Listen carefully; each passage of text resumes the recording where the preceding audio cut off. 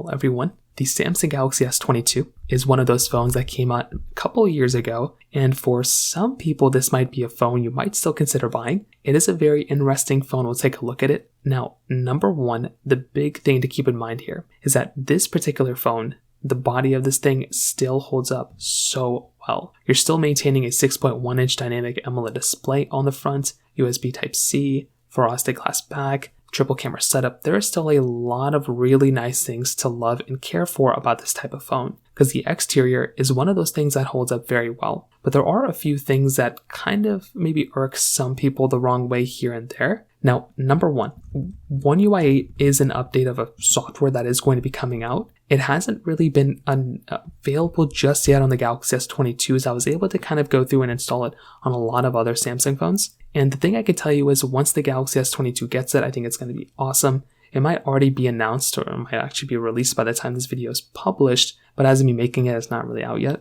But that is a really nice thing going on for the Samsung Galaxy S22. One UI 8 is probably going to be the last update for this phone. So if we're lucky, you might get another one, but it's not really looking like it. We're probably going to end off with One UI 8 on our Galaxy S22. Now, when it comes down to our battery life, the phone itself, the battery life is probably one of its worst aspects. So it still gives us wireless charging and reverse wireless charging in a good size 3700 mAh battery. But because of its chipset, it was kind of going through and giving us a little bit of a worse experience. And that is kind of the problem that you're going to be getting with a phone like a Galaxy S22, because it is going to be showing its age from that particular perspective. It's not terrible battery life, you can get a couple hours out of it, but compared to the S23 and above, you're definitely going to be getting a phone that's just not going to be able to give you that good of battery life, which again is just another one of those things to keep in mind there. Now, from a price tag perspective, this phone is going to be costing you about $170 on Amazon. So that is a very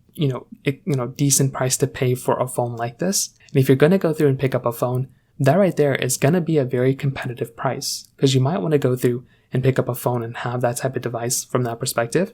And that is going to be something that's actually going to stand out quite a bit. So I would imagine that a phone like this is probably going to be a device, that people are going to look at and probably are going to want to buy because of that, right? It's going to feel like it's a phone that is actually going to hold up very, very well. But I will tell you, from a comparison perspective, I think the Samsung Galaxy S22 has gotten a couple of changes this year. We got the new S25s too. I just don't think the S22 is worth buying. And I think it's mostly from a performance perspective and from a battery life perspective. The battery life of these phones really isn't that great, and the performance and the chipset and all that stuff, it's not really doing that great either. But it still is like a decent phone. If you're able to still use it, then go for it. But I would recommend going up to something like a Galaxy S23 for the most part. So from that side, that kind of covers it up there. If you have any other thoughts or questions, please let me know in the comment section below. Hit the like button, that'll mean so much, but definitely hit that subscribe button. More importantly than everything else, I love every single one of you guys. Hopefully I'll catch you guys in the next video. Peace out till then.